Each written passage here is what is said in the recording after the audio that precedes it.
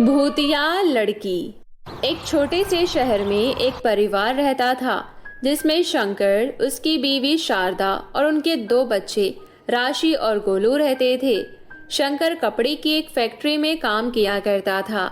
एक दिन फैक्ट्री में आग लगने के कारण फैक्ट्री के मालिक ने बहुत से लोगों को काम से निकाल दिया, जिसमें एक शंकर भी था। वैसे ही शंकर आर्थिक तंगी से गुजर रहा था और ऊपर से नौकरी चले जाने के कारण घर के हालात और खराब हो गए थे। एक दिन पूरा परिवार साथ बैठकर खाना खा रहा होता है। तब शारदा शंकर से बोलती है, घर का राशन खत्म होने वाला है, बस 3-4 दिन का ही राशन बचा हुआ है, क्या करूं कुछ समझ नहीं आ रहा। कहीं कोई नौकरी भी तो नहीं मिल रही, अभी तो घर का किराया भी देना है। अगर मुझे जल्दी कोई नौकरी नहीं मिली तो हम सड़क पर आ जाएंगे। परेशान मत हो पापा, भगवान कोई न कोई रास्ता जरूर निकाल देंगे। अगले ही दिन सुबह पड़ोस की एक औरत शंकर के घर आती है। सब लोग उनको प्यार से मौसी बुलाते थे। वो बहुत अच्छे पैसे वाले घर से थी और अक्सर लोगों की मदद किया करती थी। अरे शारदा, मैंने सुना है कि शंकर की नौकरी चली गई और तुम्हारे घर के हालात भी कुछ ठीक नहीं चल रहे हैं। जी मौसी, अब मैं आपको क्या बताऊं कि इस वक्त हम लोग कितने बुरे हालातों से गुजर रहे हैं। परेशान मत हो शारदा, सब ठीक हो जाएगा। एक काम करो, तुम लोग मेरे गांव चले जाओ। वहाँ हमारा एक मकान है जो सालों से बंद पड़ा है। तुम्हारे घर के हालात जब तक ठीक नहीं हो जाते तुम लोग आराम से वहाँ रहो। बस उस घर में ऊपर की मंजिल पर एक बंद कमरा है, उसे मत खोलना।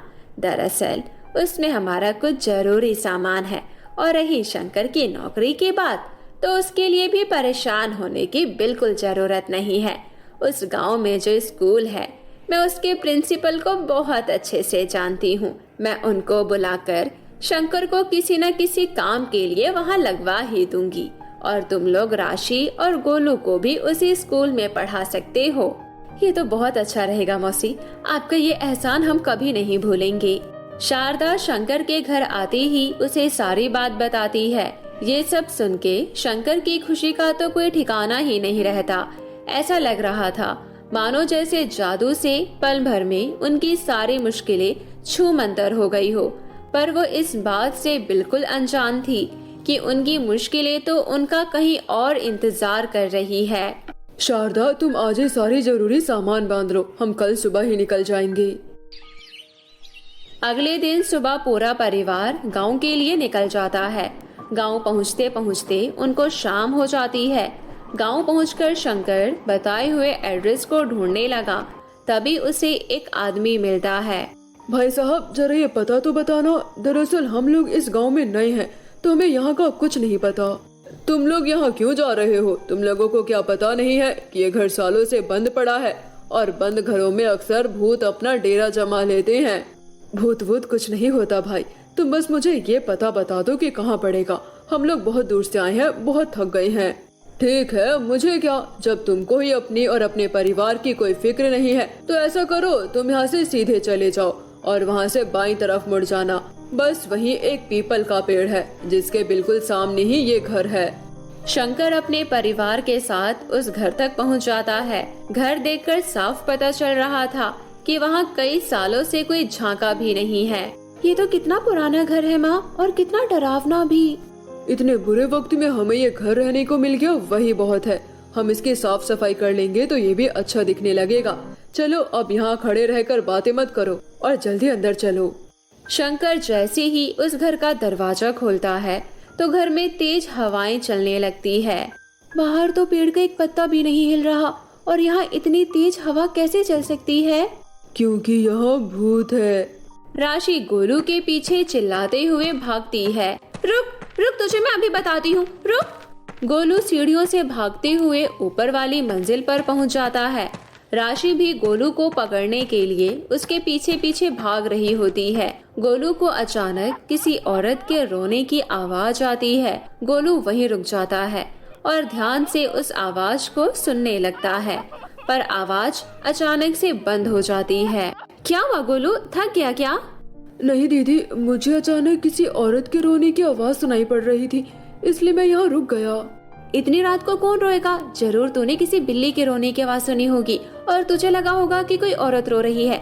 चल अब नीचे जाकर कुछ खा पी कर सो जाते हैं। गोलू राशि को बहुत समझाता है, पर राशि उसकी एक नहीं सुनती। उसे लगता है कि गोलू उसे डराने के लिए ये सब बातें बोल रहा है। राशि गोलू की बात पर ध्यान नहीं देती और वापस नीचे जाने लगती है। गोलू भी उसके पीछे पीछे जा ही रहा होता है, पर अचानक उसकी नजर एक बंद कमरे पर पड़ती है जिस पर ताला लगा होता है और उस ताले पर एक लाल रंग का कपड़ा भी बंधा होता है। लगता है ये वही कमरा है जिसके बारे में मौसी जी माँ को बता रही थी। ऐसा क्या जरूरी सामान रखा है इस कमरे में जिस पर इतना बड़ा ताला लगा है? तुझे इतना सोचने की जरूरत नहीं है। मौसी जी ने हमें मना किया है इस कमरे में जाने से, तो बस हमें इस बात का ध्यान रखना चाहिए। रात को खाना खाकर सब सोने चले जाते हैं। आधी रात को अजीब सी खटखट की आवाज से राशि की अचानक आंख खुल जाती है। गोलू जल्दी उठ, जरा देख कर तो आ कि ये आवाज कहाँ से आ रही है। मुझे सोने दो दीदी, मुझे बहुत तेज नींद आ रही है, आप खुद जाकर देख लो। राशि डरते हुए अपने बेड से खड़ी होती है और ध्यान से उस आवाज को सुनने की कोशिश करती है। आवाज बाथरूम से आ रही होती है। राशि बाथरूम का दरवाजा खोलती है और डरते डरते उसमें झांकती है। जैसे ही वो अंदर देखती है उसके होश उड़ जाते हैं। बाथरूम में पड़ा वाइपर अपने आप दीवार से जोर जोर से टकरा रहा होता है। राशि डर के मारे पसीने पसीने हो जाती है और भागते हुए नीचे अपने मम्मी पापा के पास जाती है। मम्मी पापा जल्दी उठो। क्या हुआ बेटा, तुम इतनी घबराई हुई क्यों हो? वो पापा, वो बाथरूम, वाइपर, पापा ऊपर भूत। क्या बोल रही हो राशि? ठीक से बताओ बेटा, हमें कुछ समझ नहीं आ रहा। तभी गोलू भी वहाँ आ जाता है। पापा ऊपर बाथरूम में वाइपर अपने आप दीवार से जोर जोर से टकरा रहा था। ये तुम्हारा वहम है बस, और कुछ नहीं। चलो अपने कमरे में जाकर आराम से सो जाओ। जब कल सुबह उठोगी तो सब बुरे सपने की तरह खुद ही भूल जाओगी। राशि और गोलू अपने कमरे में सोने चले जाते हैं। 2-3 दिन तक सब कुछ ठीक रहता है, पर अचानक एक रात राशि को किसी के रोने की आवाज आती है। वो उठकर कमरे के बाहर जाकर देखती है तो बाहर कोई नहीं होता, पर रोने की आवाज अभी भी आ रही होती है। राशि थोड़ा और ध्यान से सुनती है तो उसे वो आवाज उस बंद पड़े कमरे के अंदर से सुनाई देती है। जैसे ही राशि दरवाजे से कान लगाकर और ध्यान से सुनने की कोशिश करती है, आवाज अचानक से बंद हो जाती है। राशि डरकर अपने कमरे में भाग जाती है, पर रात भर वो उस बंद कमरे के बारे में सोचती रहती है। राशि जब सुबह उठती है तो उसे लगता है जैसे रात को जो कुछ भी हुआ वो सब उसका वहम था और वो इस बारे में किसी को नहीं बताती। एक दिन गोलू उस बंद कमरे के बाहर बॉल से खेल रहा होता है। वो उस कमरे में झांकने की कोशिश करता है पर कुछ दिखाई नहीं देता। रात को जब सब सो रहे होते हैं तब गोलू के दिमाग में वो बंद कमरा घूम रहा होता है। वो उस बंद कमरे के बाहर जाता है। मैं इस ताले को कैसे खोलूं? मैं कुछ देखता हूँ जिससे मैं ये ताला तोड़ सकूं। गोलू जल्दी से एक हथौड़ी ढूंढ कर लाता है और उस ताले को तोड़ देता है। जैसे ही वो उस कमरे की कुंडी खोलता है उसे पीछे से किसी के आने की आवाज आती है। दरअसल राशि हथौड़ी की आवाज से उठकर बाहर आ जाती है। कौन है? कौन है यहाँ? ये ताला किसने तोड़ा? ये जरूर गोलू का काम है, वो अपने बिस्तर पर भी नहीं था। राशि से रहा नहीं जाता और वो कमरे के दरवाजे को खोलकर अंदर झांकती है। उसको तभी एक झटका सा लगता है जैसे उसके अंदर किसी की आत्मा घुस गई हो। राशि को बहुत अजीब सा महसूस होता है और वो अपने कमरे में जाकर सो जाती है। अगले दिन सुबह उठते ही शंकर अपनी नौकरी के सिलसिले में सुबह ही घर से निकल जाता है। राशि घर की सफाई में अपनी माँ का हाथ बटाने लगती है और गोलू आंगन की सफाई करने बाहर चला जाता है। राशि का बर्ताव कुछ अलग सा होता है। वो बिल्कुल चुपचाप खिड़की पर खड़ी बाहर पीपल के पेड़ को ऐसे देख रही होती है जैसे वो अपने होश में ही ना हो। राशि तो वहाँ खड़ी क्या देख रही है? चल जल्दी से मेरे साथ काम करवा। राशि शारदा की आवाज सुनकर एकदम होश में आती है उस दिन से राशि कभी कभी अजीब बर्ताव करने लगी थी। वो अक्सर उस पीपल के पेड़ को देखती रहती थी। एक दिन राशि अपने कमरे में लगे शीशे को एक कपड़े से साफ कर रही होती है। तभी उसे शीशे में एक चुड़ैल अपने पीछे खड़ी हुई दिखाई देती है। राशि जैसे ही पीछे मुड़ती है तो वहाँ कोई नहीं होता। राशि फिर से शीशे को साफ करने लगती है तो इस बार वो चुड़ैल अपने बड़े बड़े नाखूनों वाले हाथ राशि की गर्दन पर रख देती है। मम्मी, गोलू, मुझे बचाओ, जल्दी आओ, ये चुड़ैल मुझे मार डालेगी। शारदा और गोलू जल्दी से राशि के कमरे में आते हैं तो देखते हैं कि राशि बेहोश पड़ी है। हे भगवान, ये मेरी बच्ची को क्या हो गया? गोलू जल्दी से एक ग्लास में पानी लाता है और राशि के चेहरे पर पानी के छींटे डालता है। राशि हड़बड़ाते हुए उठती है। चुड़ैल, चुड़ैल, माँ, वो चुड़ैल मुझे मार डालेगी। कौन सी चुड़ैल बेटा? यहाँ तो कोई भी नहीं है। नहीं माँ, वो यही थी मेरे पीछे और उसने मुझे मारने के लिए मेरा गला भी पकड़ा था। उसके बहुत लंबे लंबे नाखून थे और वो बहुत डरावनी थी माँ। शारदा राशि की हालत देखकर बहुत परेशान हो जाती है। वो मन ही मन सोचती है कि शायद उसकी बेटी को किसी की बुरी नजर लग गई है। पर अचानक शारदा की नजर राशि की गर्दन पर पड़ती है। राशि की गर्दन पर ऐसे निशान पड़े थे मानो जैसे किसी ने नाखूनों से उसकी गर्दन खरोचा हो। मैं तुम्हारे पापा के आते ही उनसे बात करूंगी, सब ठीक हो जाएगा बेटा, तू परेशान मत हो। शाम को शंकर के आते ही शारदा उसे सारी बात बताती है। ऐसा करते हैं, हम लोग कल मंदिर चलते हैं, वहाँ जाकर हम राशि को झाड़ा लगवा देंगे। अगले दिन सुबह सुबह सब मंदिर जाने के लिए तैयार हो जाते हैं। मंदिर जाकर राशि फिर से अजीब बर्ताव करने लगती है और मंदिर के अंदर जाने से मना करने लगती है। मुझे नहीं जाना अंदर, तुम लोग जाओ, मैं यहाँ बाहर ही ठीक हूँ। ऐसा नहीं कहते बेटा, मंदिर जाने से कभी मना नहीं किया करते। मैंने जब बोल दिया कि मुझे अंदर नहीं जाना तो फालतू की जिद क्यों कर रही हो? शंकर और शारदा राशि को पकड़कर जबरदस्ती मंदिर के अंदर ले जाते हैं। मुझे छोड़ दो, मुझे जाने दो। राशि भगवान की मूर्ति के सामने आकर एकदम चुप हो जाती है। देखिए ना पंडित जी, हमारी बेटी को क्या हो गया है? आजकल बहुत अजीब बर्ताव करने लगी है। आज तो मंदिर में भी आने से मना कर रही थी। परेशान मत हो, मैं तुमको ये धागा दे रहा हूँ, इस धागे को इसके गले में बांध दो, ये बिल्कुल ठीक हो जाएगी। शारदा राशि के गले में धागा बांध देती है और सब वापस घर आ जाते हैं। कुछ दिन राशि बिल्कुल ठीक रहती है, पर अचानक एक दिन उसका धागा बाल काटते वक्त कंघी से टूट जाता है और राशि फिर से अजीब बर्ताव करने लगती है। एक रात जब सब सो रहे होते हैं तो नीचे मंजिल से कुछ गिरने की आवाज आती है। गोलू की अचानक आंख खुल जाती है और वो देखता है कि राशि कमरे से गायब होती है। गोलू नीचे जाता है तो देखता है कि राशि घर से बाहर जा रही होती है। गोलू राशि के पीछे पीछे जाता है। राशि उस पीपल के पेड़ के पास जाकर खड़ी हो जाती है और ऊपर उस पेड़ को देखती रहती है।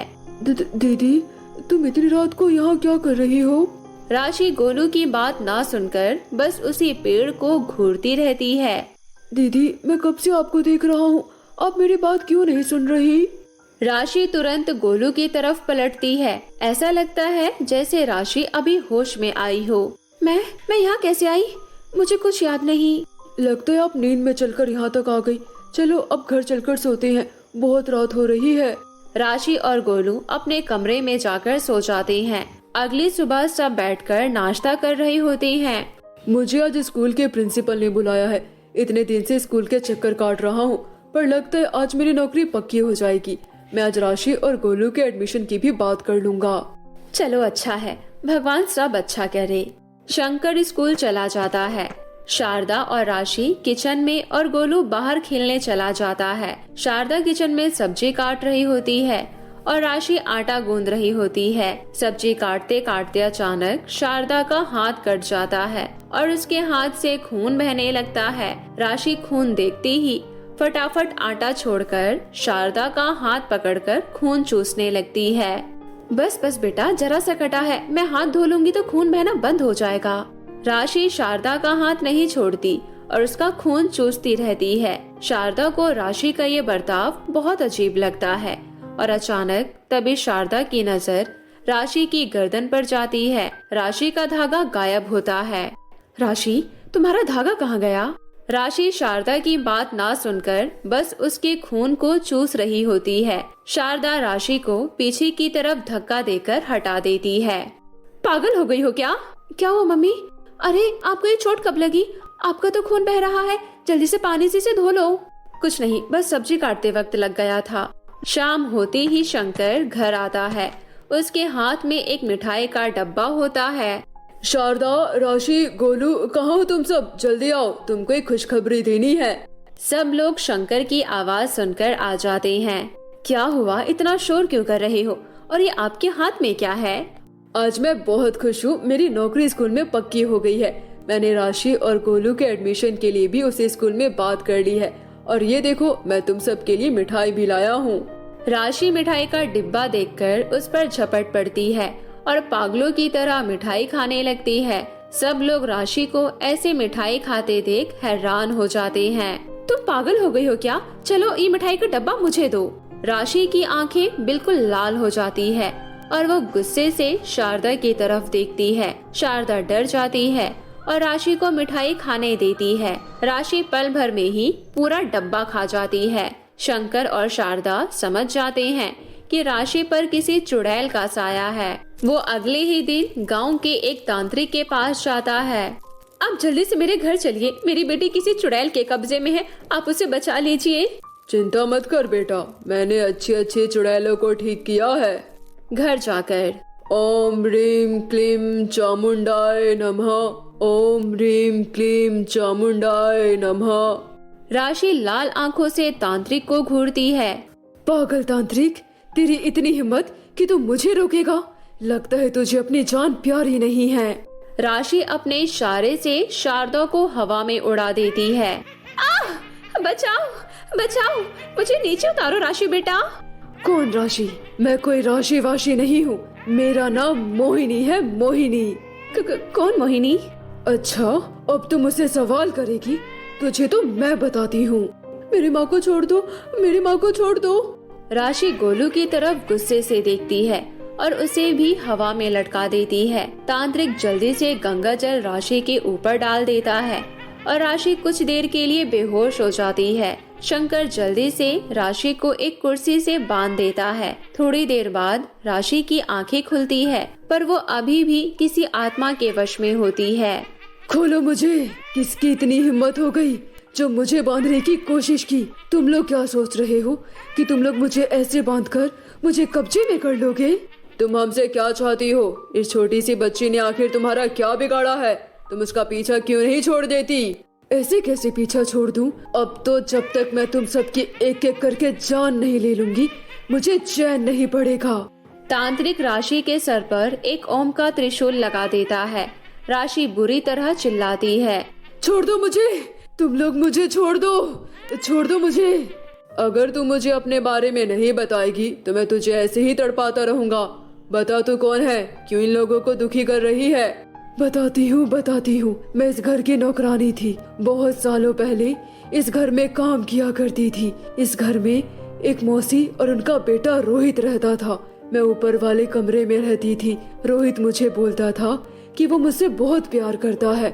मैं भी उससे प्यार करने लगी थी। उसने मुझसे शादी का वादा भी किया था, पर वो एक दिन शहर गया और किसी और से शादी कर ली। मैं ये बात बर्दाश्त नहीं कर पाई और बाहर जो पीपल का पेड़ है उस पर फांसी लगाकर आत्महत्या कर ली। मरने के बाद भी मेरी आत्मा को शांति नहीं मिली। मेरा मकसद बस रोहित की जान लेना था। एक दिन जब वो अपनी बीबी के साथ गांव आया तो मुझे उसे मारने का मौका मिल गया था, पर उसकी माँ की वजह से वो बच गया। उन्होंने पूजा करवा के मुझे ऊपर वाले कमरे में हमेशा के लिए कैद कर दिया। मैं इतने सालों से उस कमरे में कैद थी, पर राशि ने वो कमरा खोलकर मुझे आजाद कर दिया। पर तुम्हारा गुनहगार तो रोहित था। तुम लोगों के साथ क्यों बुरा कर रही हो? मैं इनका नहीं बल्कि हर उस इंसान का बुरा करूंगी जो मेरे सामने आएगा। तांत्रिक राशि के ऊपर भभूत डालता है और अचानक राशि के अंदर से वो आत्मा बाहर आ जाती है और राशि बेहोश हो जाती है। तांत्रिक उस आत्मा को जल्दी से एक लोटे में बंद कर देता है और उस पर एक लाल कपड़ा बांध देता है। उसके बाद तांत्रिक उस लोटे को पीपल के पेड़ के नीचे गाड़ देता है। राशि बिल्कुल ठीक हो जाती है और अगले ही दिन से गोलू के साथ स्कूल भी जाने लगती है।